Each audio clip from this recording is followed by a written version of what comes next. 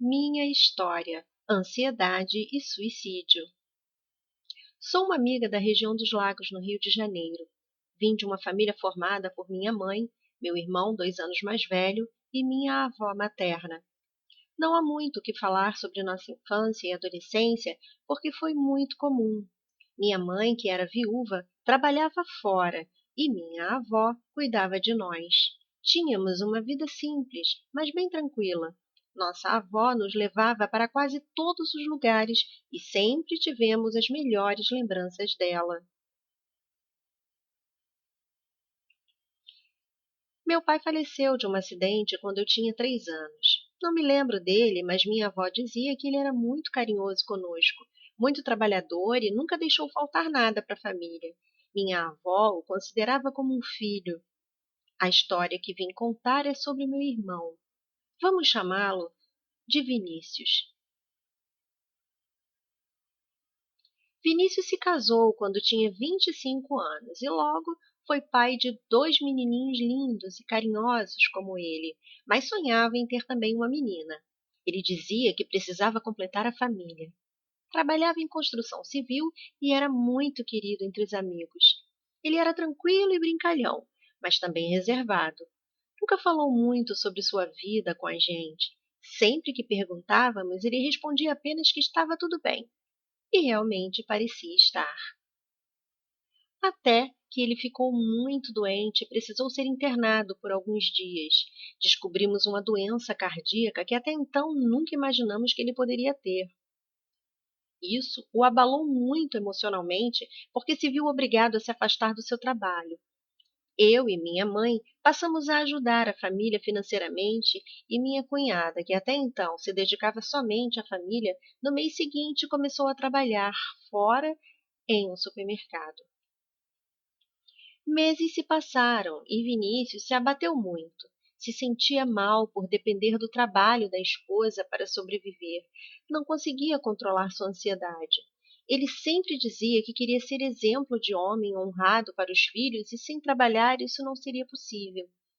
Nós tentávamos motivá-lo. Tinha sempre um de nós por perto para fazer companhia. Fazíamos tudo o que estava ao nosso alcance para que ele se sentisse melhor, amparado e amado. Percebemos que o casamento dele estava em crise porque chegamos a flagrar algumas discussões por causa de horas extras que a esposa fazia. Notamos também que minha cunhada mudou muito com ele. Passou a tratar meu irmão com certa frieza e em algumas vezes dizia para ele que não tinha tempo para bobagens deles, porque precisava trabalhar e sustentar os filhos. Isso fazia com que meu irmão ficasse cada dia mais ansioso e deprimido. A gente procurava amenizar a situação, dizendo que ela estava cansada e aquele período difícil iria passar. Amigos, infelizmente, 1 ano e meio depois, meu irmão cometeu o suicídio. Amarrou um pano na porta do guarda-roupas e se pendurou. Foi em um dia de domingo. Minha cunhada estava dormindo com os filhos. O mais velho, de 4 anos, acordou. Foi procurar pelo pai e o encontrou naquela condição, muito triste. Minha cunhada nos contou que eles tiveram uma pequena discussão no sábado e ela resolveu dormir no quarto dos filhos. Alguns anos já se passaram e meus sobrinhos, que ainda são crianças, não se lembram bem do que aconteceu. No dia, minha cunhada os tirou do quarto e contou a eles que o papai caiu e se machucou. Acreditamos que eles guardaram somente isso. A perda do Vinícius, de forma tão trágica, impactou completamente a nossa família. Tentamos não deixar transparecer esse sofrimento para meus filhos e sobrinhos, para não comprometer o futuro deles, mas é muito difícil para nós. Nossa avó não presenciou essa história porque faleceu antes mesmo de nos casarmos. Nunca saberemos exatamente o que serviu de gatilho para que ele fizesse essa escolha, mas é fato que, na maior parte das vezes, o homem tem mais dificuldade em expor seus sentimentos, compartilhar as angústias, o que acarreta em sobrecarga emocional. Ele passou a viver em um mundo sem luz, e a partir do dia em que o perdemos, nossos dias não têm mais sol. Estão sempre cinza. Espero que a história do meu irmão sirva de alerta para as famílias que estão passando por momentos difíceis.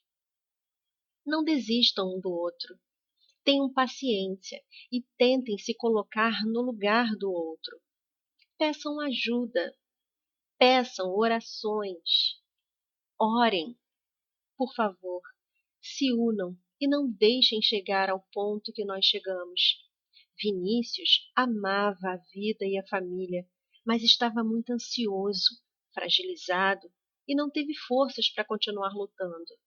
Nós erramos em achar que ele jamais faria uma coisa como essa, mas fez. Mude sua rota, mas não desista no caminho. Você conhece alguém que perdeu um ente querido dessa forma? Conte como foi e como está a família hoje. Deixe sua opinião nos comentários e não esqueça de compartilhar. Abraço gigante.